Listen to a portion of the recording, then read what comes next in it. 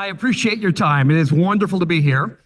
If we haven't met, I'm Tony Sager. I've been around this business a long, long time. I'm really honored to be here. My first visit to the Wild West Hackin Fest.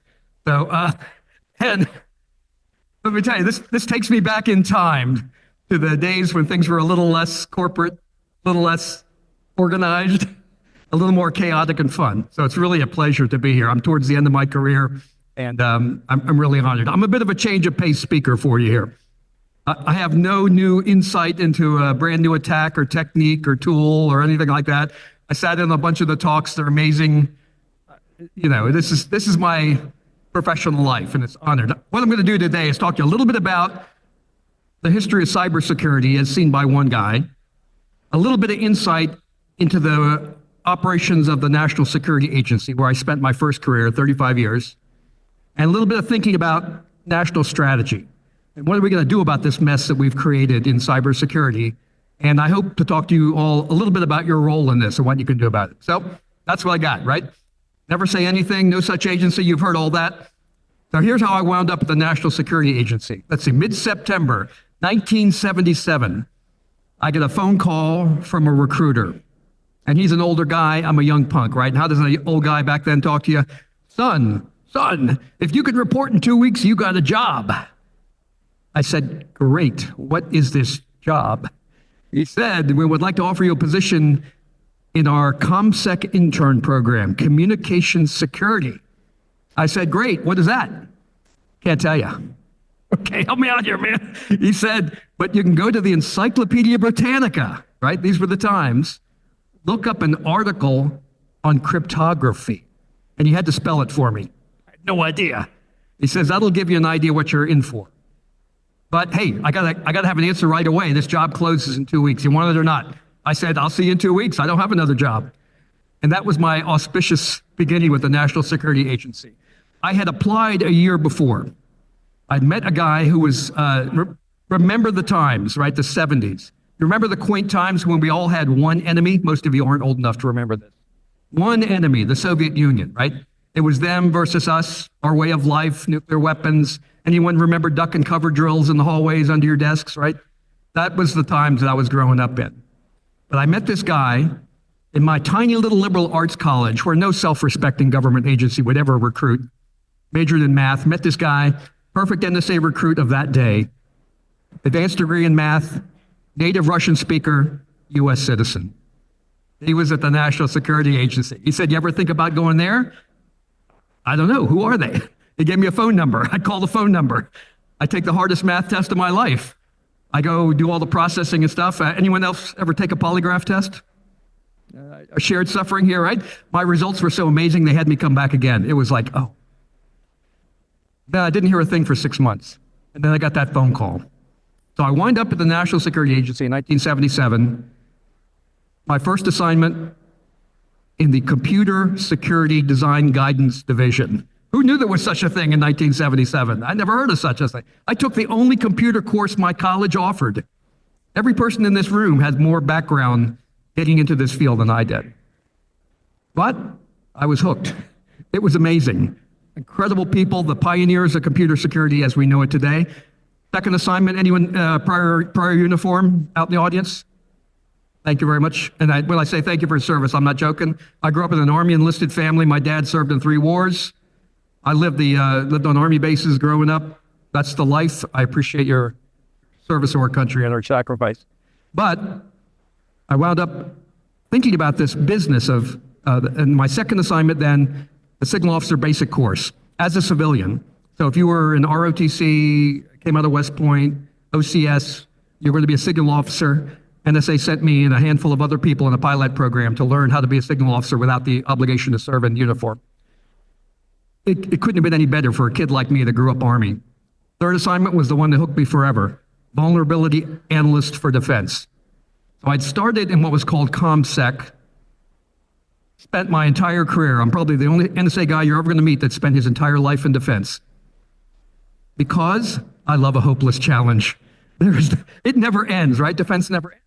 And that's what kept me in this forever. But I wound up with a bunch of math wonks whose job it was to look at US algorithms, randomization, key management for a living.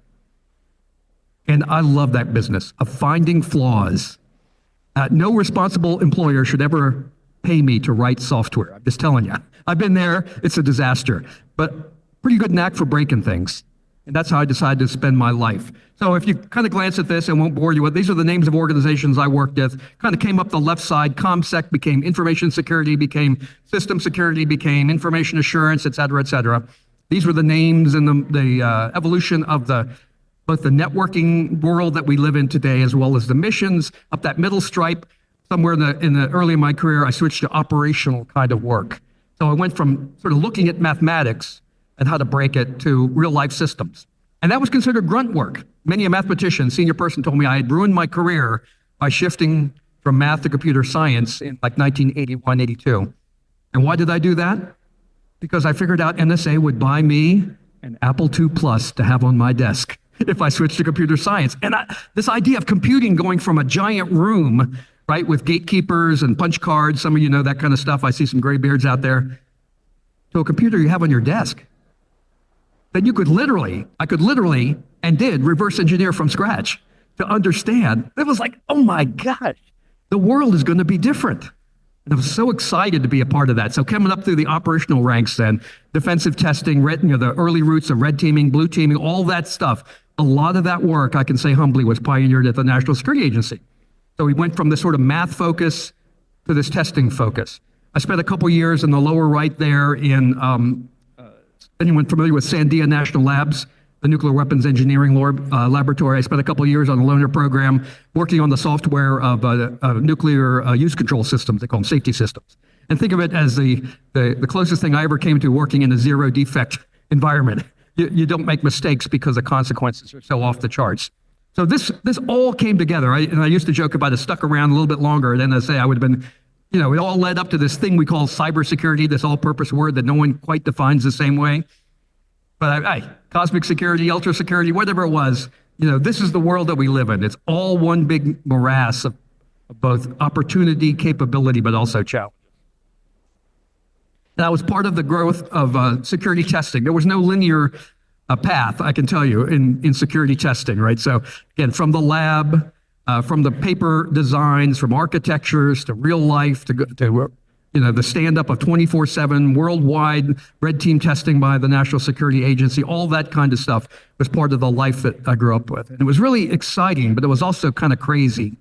Because everything, looking back on it, everything was a first of. We had no idea what we were doing, to be honest. We're making it up as we go, doing our best, trying to figure out how do we emulate adversaries? How do we become smart in the way that they attack so that we can attack ourselves first, right? And understand better our designs. How do we head off, prevent, defend ourselves against the capabilities of someone who's got lots of money, lots of time, lots of resources, and lots of determination to undo the interests of the United States? The common element in all of this was vulnerabilities. I love this stuff, right? We drowned in this sea of flaws, vulnerabilities. That's the nature of the change in the world that we saw. We went from the government driving technology to you driving technology, to consumers. All my friends at the big IT companies, their tagline would be this: second to market is last to market. We all got used to running flawed software. That's our environment, right? We accept that everything is a beta. It doesn't matter how they label it. We're going to find flaws. They're going to patch it. That's the trade-off for the cool capabilities that we get. And we just came to accept it as part of the environment here, which led us to this place where there's this chaos of what's good enough? How do I defend myself? Who's coming after me? Everyone's coming after me. I'm connected to everyone. Everyone's a threat. There's no boundary. All these are the world that we live in, this pile of vulnerabilities. And so at some point in my career, if I could sort of divide my career up conceptually, I talk about it in three parts. First is the craft of finding flaws in systems. And you guys know this, right? This draws really interesting people, clever, technically smart, determined, willing to try lots of things, finding flaws. And I learned from the masters as NSA knew them and the great mathematicians and computer scientists before me.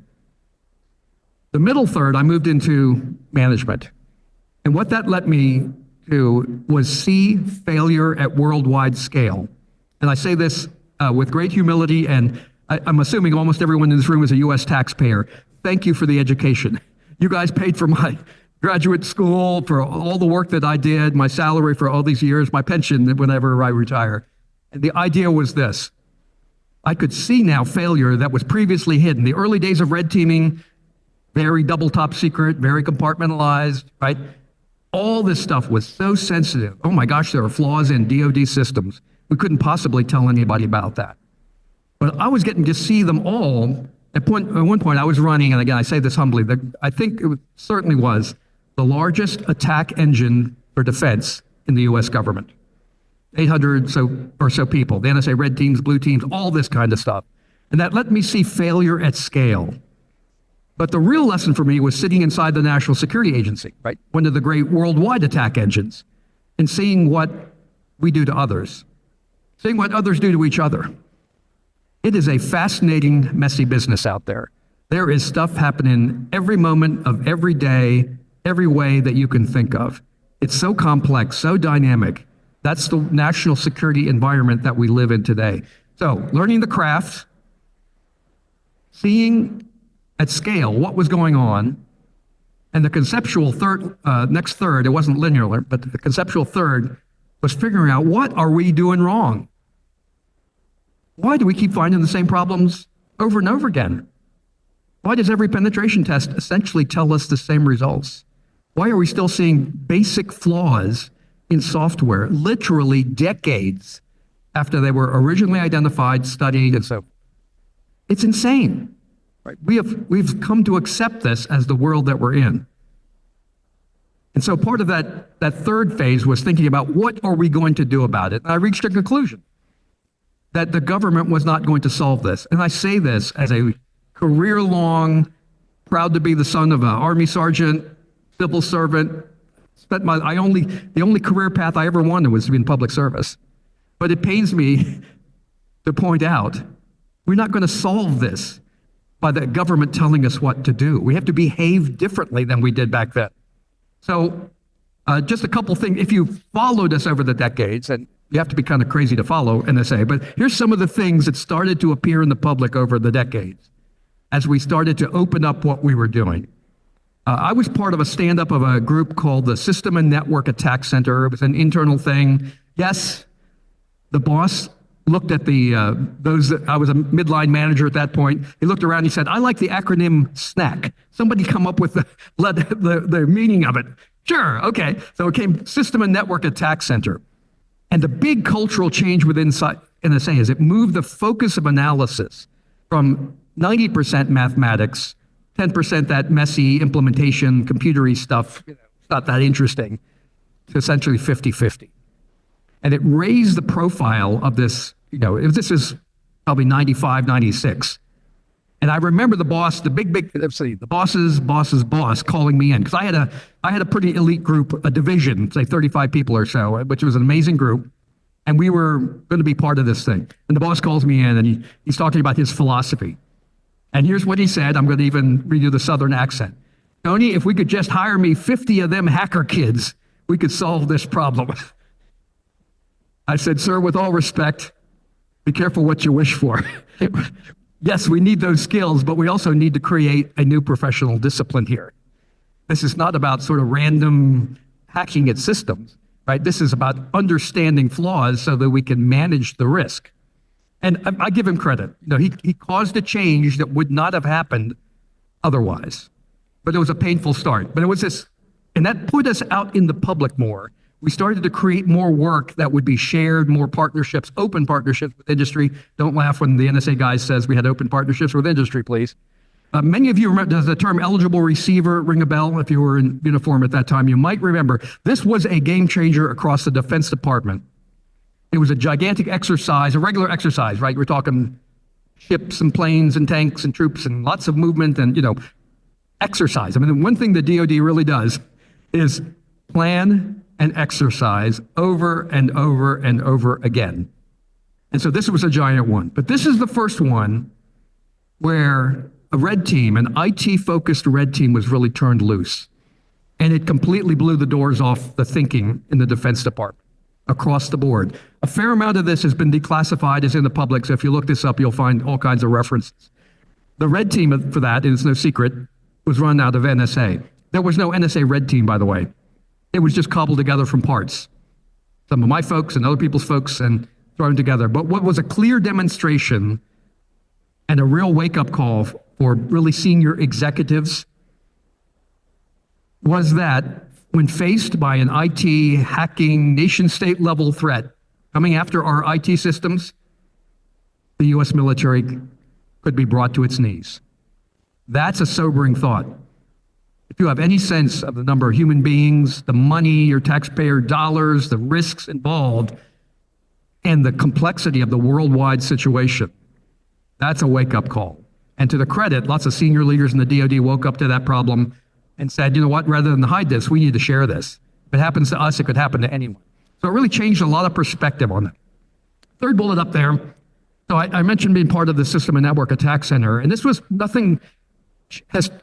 might be the thing that changed the trajectory of my time more than anything else, and actually it was one of the factors that brings me here to this stage today. I led a campaign. We started to create blue teams, right? Were one of my groups. I was now at the sort of mid-level of management. Blue teams, technical analysts looking at operating systems, looking at software, looking at architectures. And we started to create a thing we call the NSA security guidance. How should you configure a Windows desktop or a mail server or a web server for best security effect? And we did this for the Defense Department. We did it to train our people. We did it to give handouts. And it became kind of our, North Star, right? The way we would share things out publicly. And I led a campaign. And then this time of the very late 1990s, 2000, 2001, there was an explosion of interest, right? The internet had really taken off. Commercial things started to happen. There was an explosion of interest in security configuration management. How do I run a Windows desktop and deal with all these things that are happening out there? So I led the campaign to release all the work we had done for the DoD intelligence community to the public. And went public in June of 2001. NSA.gov, it was anyone know what SE Linux is, Security Enhanced Linux? That was released to the public in December of 2000 from the R&D group. It has a niche audience, but it's not a mainstream thing. This was the first sort of mainstream security stuff that came out from the National Security Agency. And it blew up. It went viral. It was slashdotted. And the way I convinced the boss's boss to support it was this. We're entered a new world, right? The government's not going to solve this by itself. The DoD does not operate without commercial transport, people that provide us uniforms, people that pay our people. The boundary is gone. We cannot pay. We cannot build a moat, and we cannot pay to secure them all. No one gets better till everybody gets better. And that's just where the world that we were in, starting in 2000. So we got the go-ahead to release it to the public. It became the door opener. And I said, we will get more positive impact on the world by giving stuff away than we will by trying to be in charge. And nobody wants NSA in charge. You don't want NSA in charge. So that was the notion, right? We're going to send a message to the industry. And that really opened things up. That's when but just let me tell you, in those days, you did not go to the National Security Agency because you thought you would be out speaking in the public. That was not what, the purpose of public affairs at NSA in those days was to keep us out of the public. But once we released this, I did the earliest interviews with the Post, Washington Post, all kinds of, it became a thing. And next thing I know, I'm out here talking to audiences like you to bring this message of, here's our, we're part of the community and we don't just show up empty-handed. We're not the government here to organize you. We're bringing our content to the table. You think there's a backdoor in it? You can have everything we do was going to be transparent. That was my goal. And that really changed the way that we operated in those times. And then changed the way that I managed the groups. That is, how do we interact with the public? To this day, you can go to NSA.gov, or I think what they call it now. And I'm proud to say, a lot of the kids that I left behind are some of the best, free, high quality, amazing security guidance in this industry is coming out of the National Security Agency. From groups, many of them led by kids I left behind when I retired from there in 2012. And I can't tell you, as an old man, how proud I feel about that, right? And the partnerships with FBI, CISA, et cetera. So it really changed all that. Cyber defense exercise, anyone ever hear of the the contest among the service academies. That started in about 2001 also. I was the first management sponsor of that. It was not my idea. The security guidance was not my product, by the way. By this time, I'm signing memorandums and writing checks and running organizations. But I mean, great people were working on these. The cyber defense exercise was the first contest. And think of it as an NSA red team. I mean, it wasn't actually the NSA red team. It was a red team formed at NSA, mock attacked the service academies. And it became a big deal, like major sports trophy big deal across the service academies. I got the honor of presenting the trophy at West Point one year and also to the Merchant Marine Academy when they won another year. And originally it started as that's a good thing to do. My tech director comes up and says, we're thinking of sponsoring this contest. The original, if you know the name, Colonel Ragsdale was the guy up at West Point who really ran the activity. But my guy said, we're forming the red team here. Do we have any money in the budget? We need some VPN so we can set up secure tunnels to the academy so no one can watch what's going on. I said, tell me what's going on. And he explains this thing to me. I said, sounds pretty cool. I'll take care of it. We funded it. The next winter, I'm at Windows Black Hat giving the talk. I see all these scruffy kids out there at the registration. I see some kids that are not so scruffy, hanging around. They're in t-shirts and jeans, but they got the haircut. They're not fooling me. I go up and see their badges. West Point. The whole West Point team, the winning West Point team, was there at Windows Black Hat. I introduce myself, the colonel comes up, and I'm surrounded by these bright, energetic, committed future leaders of our military. That moment, it went from bureaucratic, sign the check, Tony. So I came back and told my tech director, whatever you need from now on, you have. This is a big deal. This is changing the way leadership will think someday. So that kind of stuff. And then the last thing I'll mention in history here. So this is peaks from the public of what we were doing at NSA. I had the chance to form my dream job in about 2000, I think it was 5 or 6. I got to bring together everybody who worked in vulnerability analysis at the National Security Agency for Defense into this vulnerability analysis and operations group. So it brought together all the operational testers, the math wonks who worked about crypto, my entire career wrapped up in one big organization. I cannot tell you what an honor it was to lead that. And also to bring it out in the public. We got lots of recognition. I won't bore you with that. But what I was changing at that time was this notion of what's the role of the government? How does it collaborate? It doesn't have to be in charge. It has to create enough content to be a player with communities like yours. And what it really changed for me when I talked about those 3 phases of my career was kind of this thinking here. Because sometime in the, late 80s, early 90s, I became dissatisfied with this whole model of finding flaws and they never get fixed. And that breaks my heart, by the way, because I love that stuff. Right? That's how I grew up. Let's find flaws. And we'll tell the people. We'll give them PowerPoint and PDF. And they will be so inspired by our cleverness or so scared by what we found that surely they will fix these problems. That never happened at any scale at any time in my career. It's not good enough to try and scare people into long-term action to solve this problem. And that was a hard lesson for me in the middle of my career. It's not good enough to just inspire them with your cleverness. That won't trigger long-term action. The business of fixing problems is full of issues around incentives and business risk and what do judges and lawyers think and insurance companies. So the world has changed. This business started to become mainstream around these times. So I looked around for models. How do we deal with risk every day? Every day you take risks. You know it, right? You fly on commercial planes, you drive across a public bridge, you go to a public health practitioner, a doctor. How do we manage that? We build most of the risk into the infrastructure. Right? We don't ask everybody to become experts in public health or the building standards for a bridge or the qualifications of a commercial airline pilot. We have to build more risk into the infrastructure. And I realized this quote, I pulled it from a journal of epidemiology. We were collecting lots of data, but with no connection to how it was going to fix. We thought we would scare people to fix it. And here's my view of this industry. Many of you are in this vulnerability finding business. Great work. Congratulations, it's wonderful work. But it's not enough to just tell people. We have to do more than that. And we, as technologists who really know the guts of this stuff, we have a responsibility to tell people, not in our language. So they're not going to become wizards and wonks like you. It's in their language, the language of business decisions and risk. That's where the industry is shifting. So the idea here was I wanted to change our perspective. So I use this as a model with my workforce and all the folks that we worked with. Because when you actually think about, right, finding flaws and how bad is something, this is people use these words interchangeably in the industry, right? Threats, vulnerabilities, exploits, attacks, but they're really different. NSA, we had at least some amount of discipline about this. And this is one of the ways we thought about it. Weakness was technically defined as something that makes a smart person oogie about the whole situation, right? There's something not right there. It might be a flaw in requirements or in coding or technique or not an understanding of the system requirements. Can it lead me to a vulnerability? That was the job that I was there to really find. But a vulnerability by itself is interesting. But is anybody going to exploit it? What does it take to exploit it? What are the conditions? What's tooling? What kind of reconnaissance?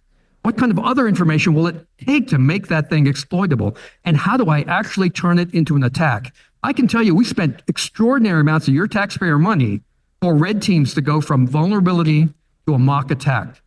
In many cases, it's non-trivial. And so you don't panic when you see vulnerability. You analyze when you see it. And you try to understand the context so that you can help people make decisions. And how much should you care is a function of the environment that you're working in, right? All the different things. What are the devices? What are the protocols that are running? What is the architecture of the system under inspection? What is the infrastructure around it? And what is it actually doing?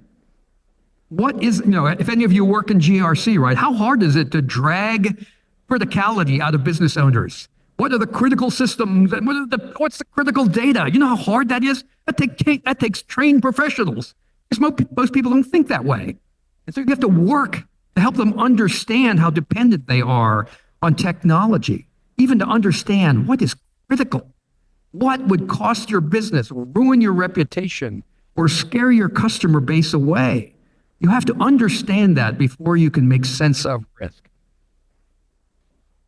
So the National Security Agency, this is where I had the luxury of growing up. I called it for a lifelong defender. And again, my career won't happen again because NSA really started to change the way it thought about this. As opposed to two separate things, it became a thing. So Never Say Anything. By the way, that's the name of my first classic rock cover band. We played the local areas out there and everybody knew what the joke was. The traditional mission of signals intelligence. And today they describe the other mission, which we called ComSec when I started, as cybersecurity, right? And think of it as comes from the roots of ComSec, all these other things sprinkled with a heavy dose of understanding of intelligence. Because that's what NSA can bring uniquely to this defensive game, is an understanding of other bad people, their intentions, their capabilities, who are their friends, who are their enemies. And when you pull all this together, what do you get? Offense plus defense. I used to describe working at NSA as going to grad school as a defender every day. Getting to watch, again, a nation-state machine every day, seeing what they do, seeing what they care about. They're really good. Take my word for it. But they don't do magic. And the better understanding you have, the better you are able to defend yourself. Right? This offense informs defense, and people say lots of these kinds. It's the real deal. It means something, but you need to have a deeper understanding than just about vulnerability. So NSA, just for cultural purposes here, right? And this is why it was so weird to stay in information assurance, we called it back then. I think it was 90% of the people, the money, management time, et cetera, et cetera. And then there's the lonely old defenders. That's where I started. I never left because I told you, I love a helpless cause. You can't stay in defense, by the way, for decades like I have, unless you're one of two personality types. You can decide which one you are. If you're a hopeless cynic, this is a great business. There's always something negative to say, right? Always some disaster. Oh, but they didn't listen. They didn't tell me. A lot of those guys from the 60s and 70s that I learned from, they're still out there saying the thing. We solved the password problem in 1970 with the Binford 9000, blah, blah, blah, confabulator A1 level evaluated. Thank you very much for that insight, and I'll stay off your lawn, I promise. Or the second personality type is you have to be a hopeless optimist like me. We can do this. We can make a difference, right? Look at the talent in this room. Where are we going to get better talent in this industry, the kind that's represented in this room? But 90-10, what does that mean? Who's got the resources? Who's got the money? Who's got the culture? What does the management pay attention to? Who gets the rewards? Where does the leadership time go? That's where I spent my career. And this is not a criticism. It's an observation about cultural and organizations and gigantic bureaucracies. Okay, it's football season, right? We all know the deal. Defense wins the championship, doesn't it? But offense wins the budget every time. Even fake offense. How many times have you seen a penetration test conducted where the primary result was the obvious? I've watched 100 of those, thousands of those. Why would I spend a fortune to learn what I frankly should already know? Offense wins management attention and budgets. That fix-up stuff, oh man, that's so mundane and so boring and not so interesting. But that's what allows us to operate businesses, conduct our agency missions. And so you get this risk of being eaten alive by the Pac-Man. But what I got out of defense, what my organizations got, and as things shifted, sort of that 2000, post 9/11, et cetera, world. And I was making a decision at that point in my career, because I love defense. I love the hopeless challenge. And I thought about it. I said, maybe I shouldn't be in this 90-10 situation. Maybe I should go to NIST or DISA, you know them, Defense Information Systems Agency, or some other place, right, that's more purely focused on defense. Maybe that would be the best thing I do.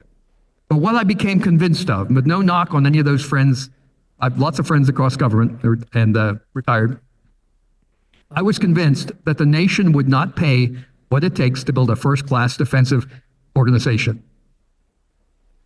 That by being part of the offensive machine of NSA was the best place to be a defender, despite the occasional frustration, mostly about culture.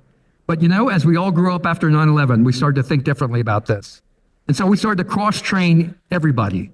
Anybody who was any good, we could quickly move from offense to defense because it was important to the future of the agency. It was a very strong institutional culture of mission. We're all in this together. We're in the fight. We are here to support the nation's interest. And so people could get over their territorialism in a lot of ways. So this cross-training was so incredible. The opportunities. I helped stand up some of the elite training programs at NSA, SNP, if you know that acronym, and things like that. When we saw the world was changing, how are we going to find the best of the best, give them the best experiences to learn? The resources, the money. Oh my gosh. Defenders are like scraping for nickels on the street. You guys know this. Offense wins budgets. And so, but the spin-off, the technology, the tooling, the access to these incredible think tanks and partners that NSA had. What incredible resources for defense that no one else seemed to have access to. That's what I really benefited from. The links to the larger ecosystem of the industry, to policymakers who want to pay attention because they love the splashy stuff of what the other guys are thinking before they do it. And the academic institutions that were, the access to the insight, what was happening. We're at war 24/7. And being part of that, seeing it, right, seeing what's going on from the intelligence perspective is incredibly valuable. And then embedded in this infrastructure of tools, technology, amazing thinkers about the ways to pull information out of PCAP data or out of NetFlow data. Oh my God, the brain power that NSA could bring is just off the charts. So in total, it was just an amazing place to be. And as we all learned to operate as a team, it was astounding. But here's the sobering lesson for today. Never again will the circumstances exist for a single agency to have so much control, so much creation control of the environment, insight in one place. That's not the world you're a part of. We'll never see this again. NSA is still doing great stuff. Don't let me kid you. But the way we're going to deal with this is a much more modern, distributed fashion. Communities like yours, right? This is a naturally self-organizing committee. I mean, super kudos to John Strand and his Nerd Herder team here to bring this group together where ideas are shared, tools are shared. This is really the environment that I wanted our groups to be in as I was opening things up back in the 2000s. This is what we're going to do, but I need you to take a perspective of how big this problem is, and that for most of us, let's do a good job, but it's not enough to do a good job. Let me share with you a story. So in, I think it was 99 or 2000, and the blue team was one of my groups.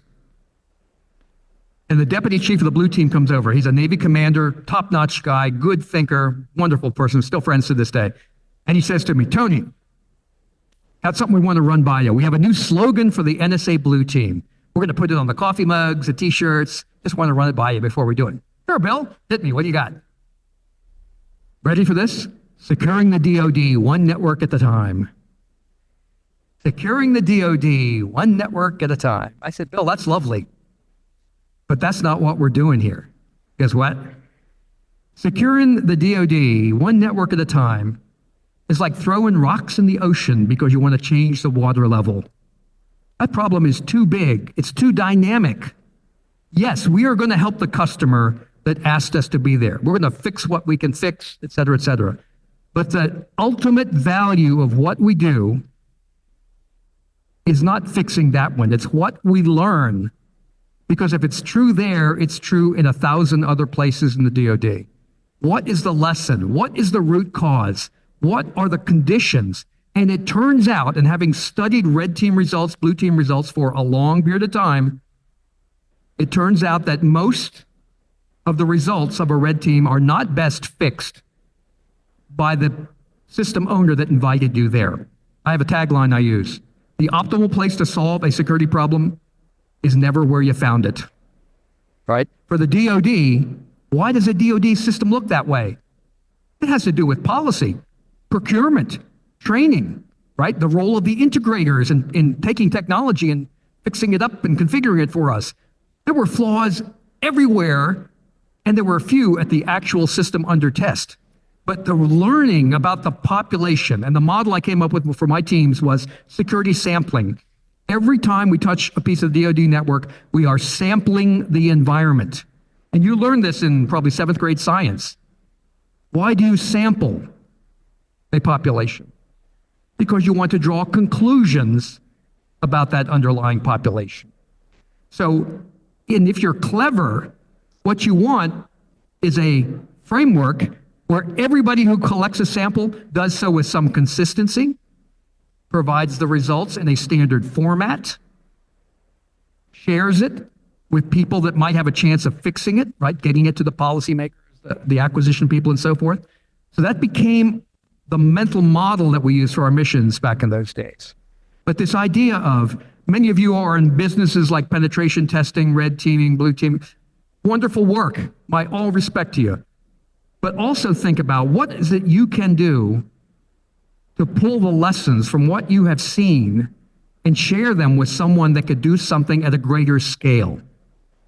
That's the two-level thinking that we need in order to do better at this and not put all of our eggs in the hands of one government agency, no matter how clever they happen to be.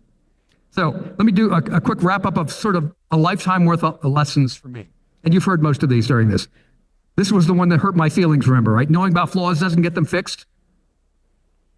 We're more likely to spend money to rediscover what we know than spend it to fix it.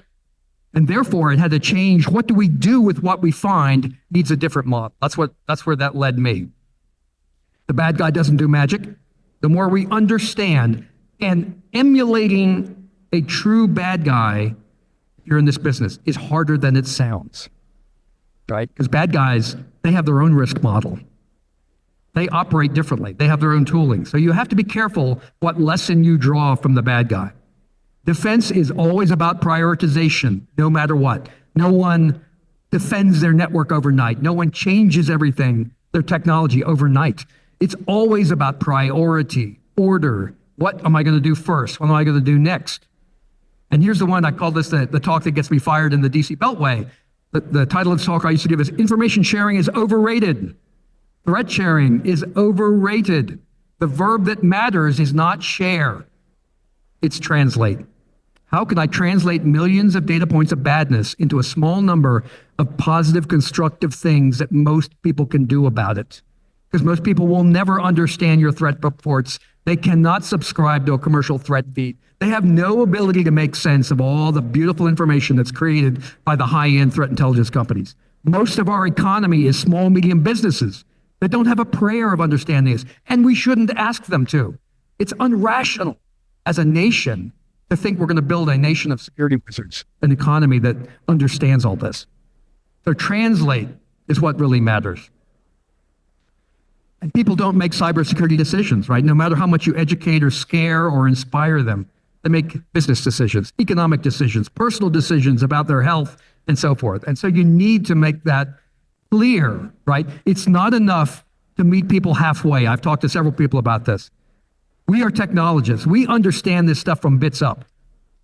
We have a responsibility to shift our language, to translate what we know into other languages for people who just don't have the time or the expertise to learn what we do. We don't ask people to learn about doctors, about the medicine and immunology and all that. We ask them to change their behavior. Right? And that's where we need to get. And finally, cybersecurity is more like, I love cheesy science fiction movies. Remember Independence Day, Will Smith, right? The aliens are coming. The mothership is out there.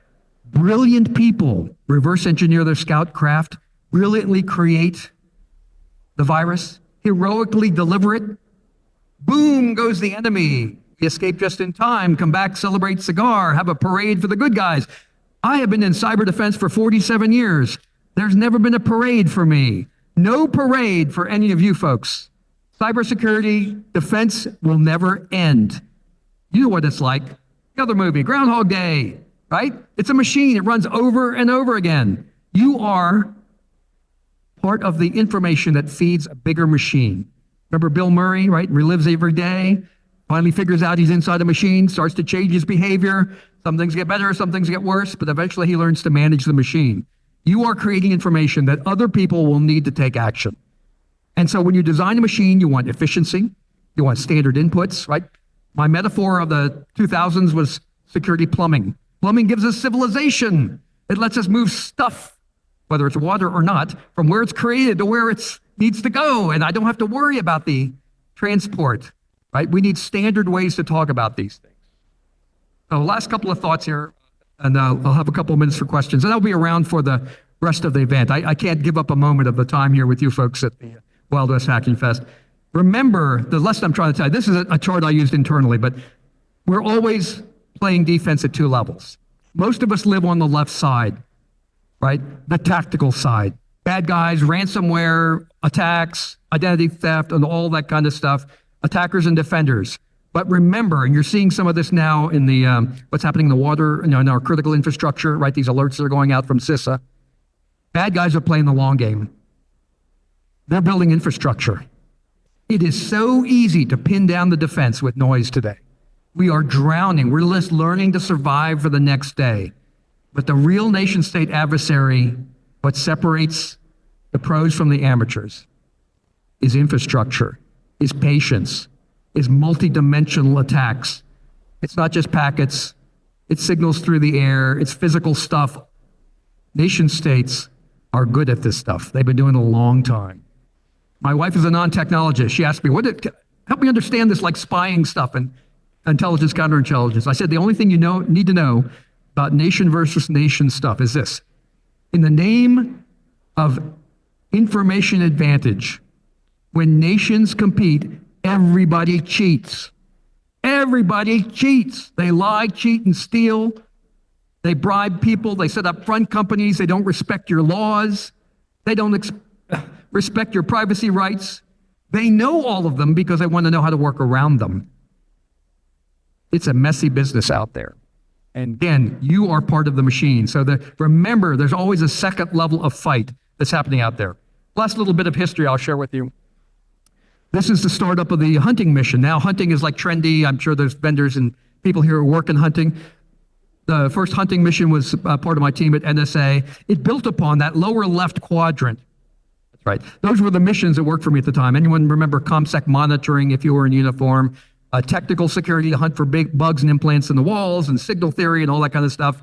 Red teaming, blue teaming, product analysis, crypto analysis, all that stuff combined with, and look at that left column there, right? We went from how do I find vulnerabilities in technology and sort of paper designs, observing them in real life, emulating the adversary. This is the evolution that happened. This is all done after the fact. I sort of conceptually built this model later to the actual hunt for real adversaries. How do we use, back then we used the term a lot, home court advantage. How do we use our advantage? Why is it that they know our topology better than we know our topology?